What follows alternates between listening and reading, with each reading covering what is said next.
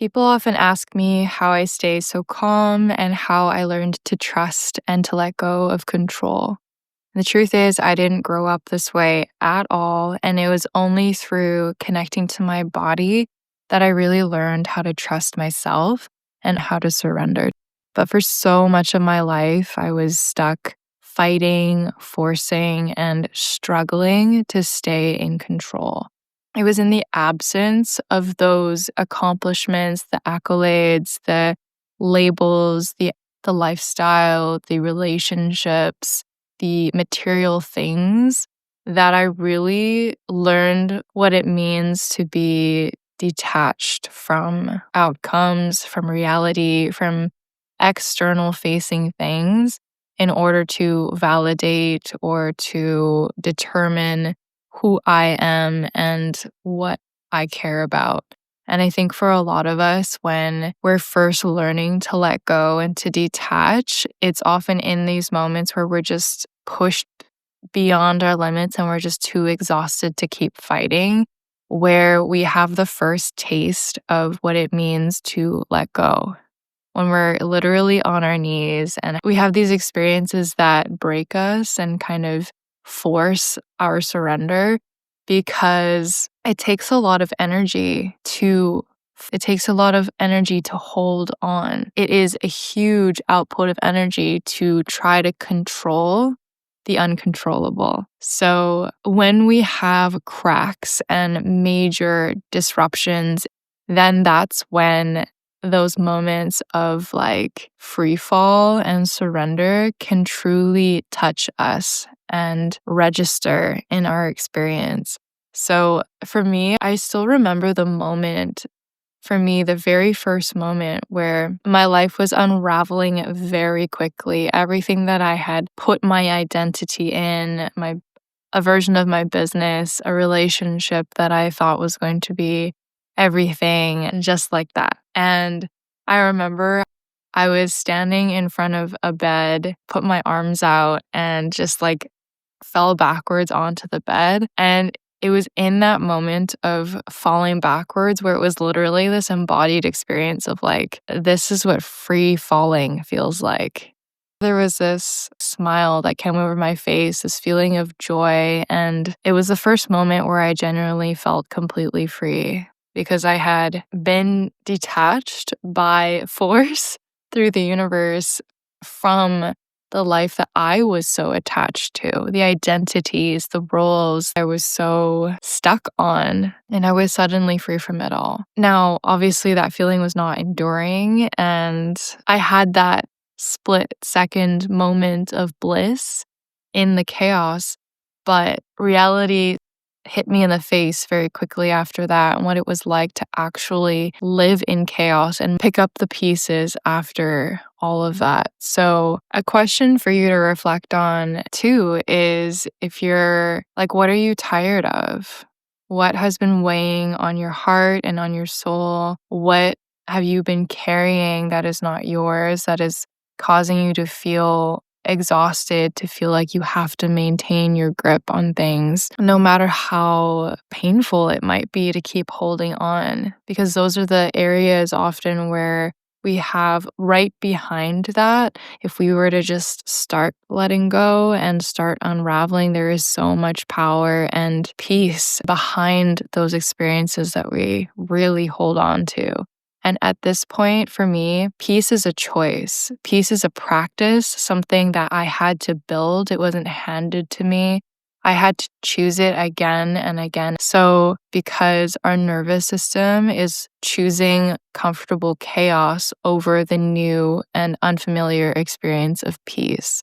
So, nervous systems that are used to chaos find a familiar comfort in being pushed beyond our limits, because even though it can be really painful, the nervous system still prefers that over a completely new and uncertain experience of peace. It's kind of ironic, the process of learning to detach, because deep down you have this knowing that you are the peace behind the chaos, and you are the ease and the stillness that is beneath all of this illusion.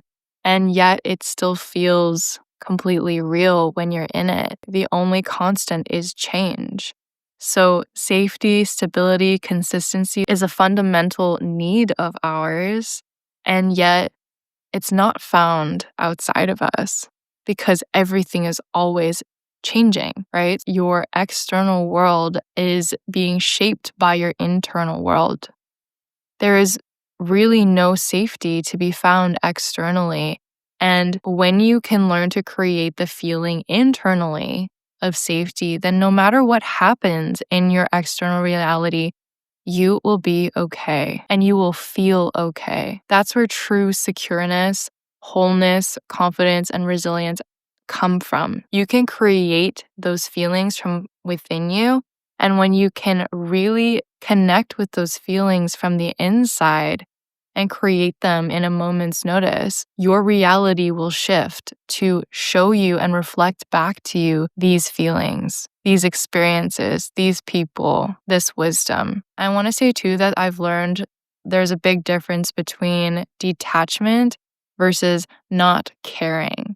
I talked about this at length inside my video about how being unbothered isn't a flex and actually creates negative impacts on your body, on your relationships, and your overall life outlook. So check that video out if you haven't already. You can still show up in your life while practicing detachment and come from a place of love. You can still care about the people around you. You can still care about your goals. You can still care about wanting to do good in this world. And yet at the same time, be okay with things not turning out that way. Like letting go of your expectations is really what's being let go of. It's not asking you necessarily to let go of your dreams and your desires and your needs. I think a nice spiritual ideal to be completely detached and not need, want, desire anything. That's personally not how I would want to live my life in this day and age. And I believe that life is here to be enjoyed and that we can have some moderation in terms of how we balance out the things that we want. But I think detachment is more about actually handing over your expectations to be expanded, to be surprised. Yeah, and sometimes that means also being disappointed and things not turning out the way that you want. So it's all part of the process of detachment. And also, a big part of that process that I think not a lot of people speak to is when you let go, there is what feels like a massive void that is left over in the space that that thing was occupying. And I think it's this space that can really drive people pretty nuts when it comes to learning detachment, when it feels like empty and all the things that you were putting your energy towards, the things that you did care about, the things that you did want, they're suddenly just gone. And that can bring up a lot of grief. It can bring up a ton of like apathy, questioning of yourself, and even sometimes to an extreme, like a loss of purpose, maybe even a dark night of the soul. To be honest, lately I've experienced so many of those pits of stillness that I've learned that they're temporary. They're super uncomfortable. And if you can learn to just be with it and manage your perceptions, because your mind is going to try to make up stories about what's missing, what's wrong, what you need to be filling that space with, like prematurely, before something that is true and aligned emerges from that space.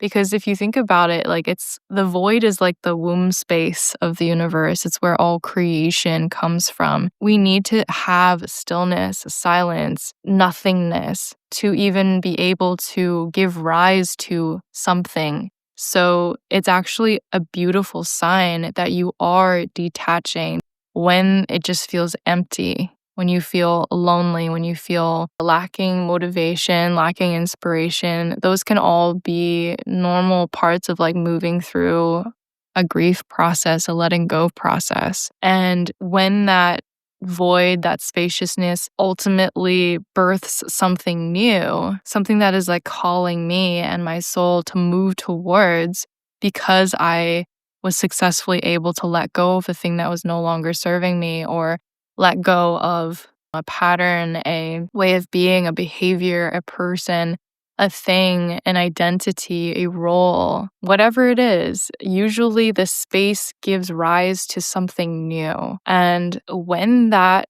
comes through, for me, what I've typically felt is this like impulse to move towards it. It's like this almost magnetic pull. I just moved through one of these portals a couple of days ago, and literally an idea, a concept emerged that I was completely opposed to just a few days before. But what I was letting go of was a lot of beliefs and resistances in my body and my mind and my energy field that were holding me back from being able to hold this new idea and concept that likely is actually meant for me. You will surprise yourself in these moments when you have that divine inspiration, that impulse to move with responsiveness towards something that's calling you.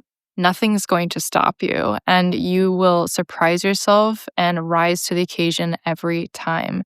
You can look back on your life and think about the times where you found this strength, courage, faith, determination that you didn't even know that you had. This is probably the same energy that is pulling you along and trying to help you detach from the things that are no longer serving you. Maybe you've outgrown them and now you're being like pulled towards a new reality, and now you got to respond, and now you have to let yourself, right? So that's the other side of detachment. The whole purpose of letting go of the old is so you can move towards what's new.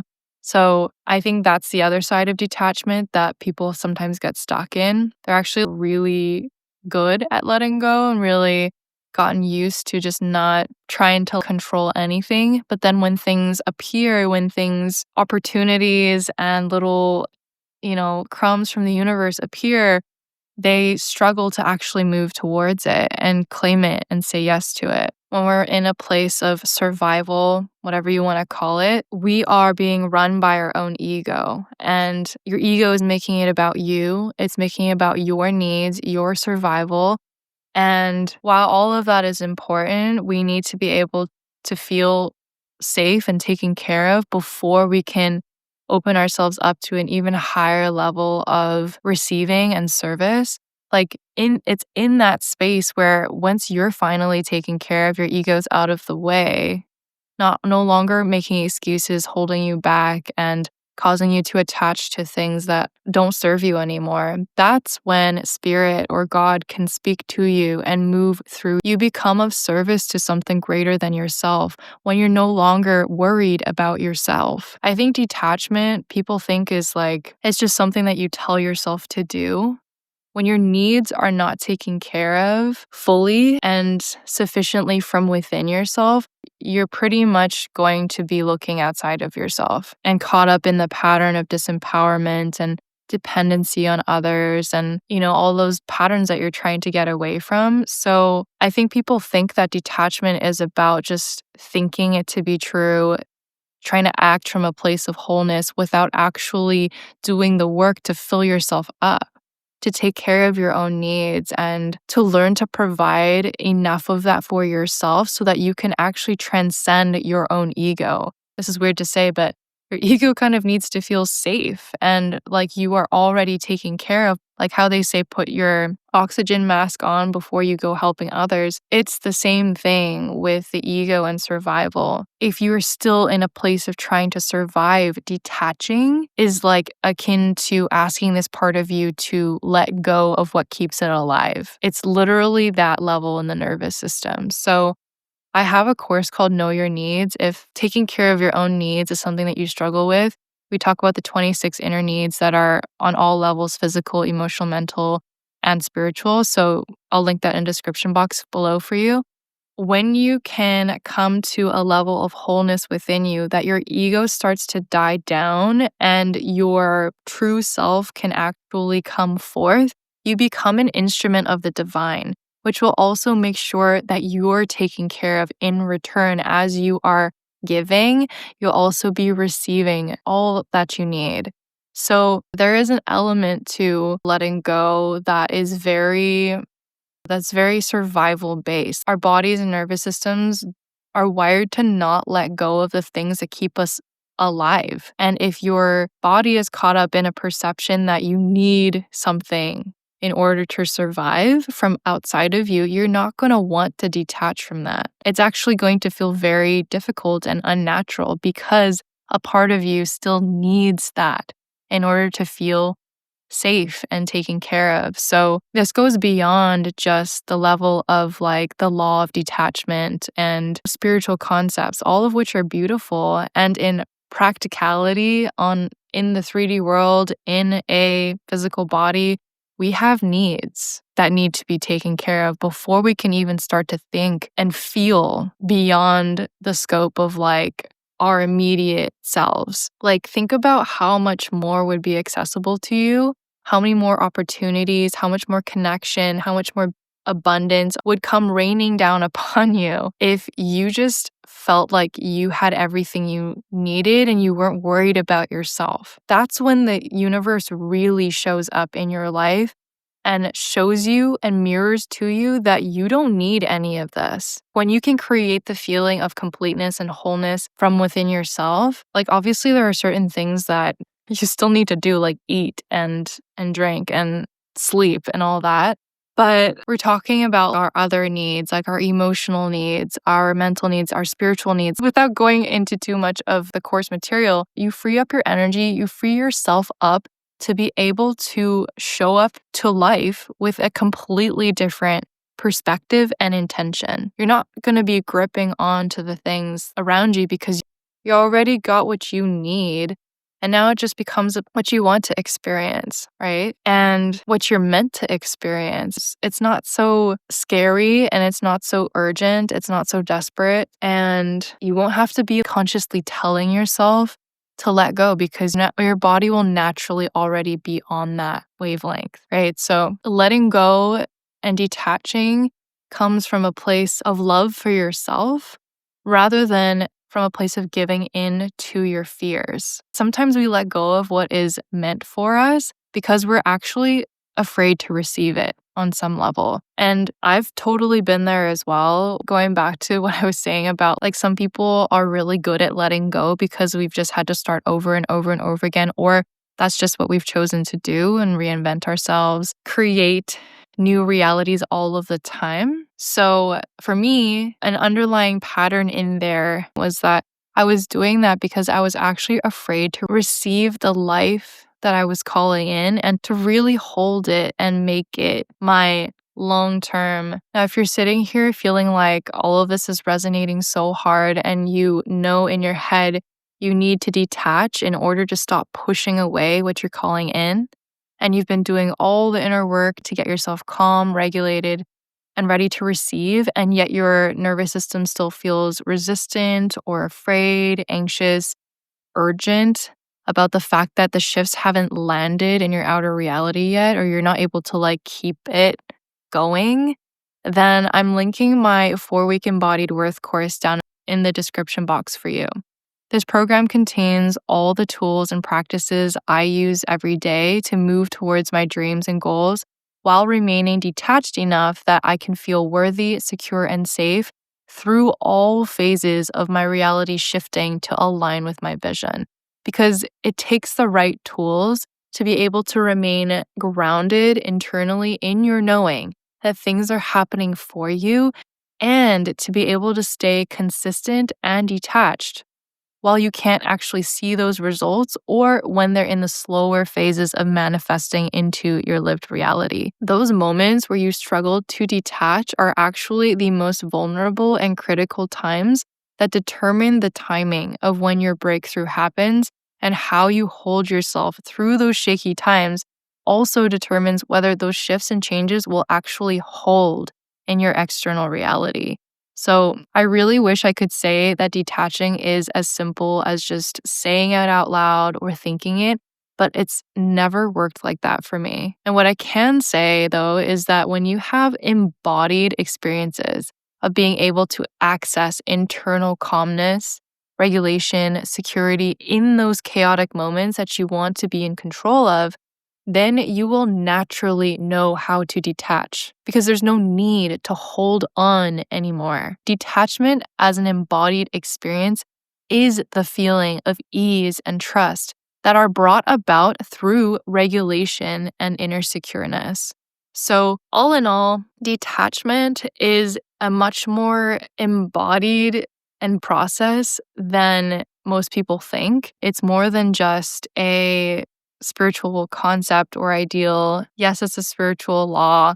And there are so many things that we can do in our human bodies to help us align with that truth that we already know. So, detaching is ultimately just bringing about the state of peace, ease, calm that is your birthright. And you should have the tools and the know how of how to access that from any point from within yourself, no matter what's happening in your external reality, no matter what chaos you might be moving through or what peace you're moving towards. So, these tools have absolutely changed my life and allowed me to sink even deeper into greater levels of ease, trust, and surrender, secureness in my own process. And I hope that they're able to do that for you too.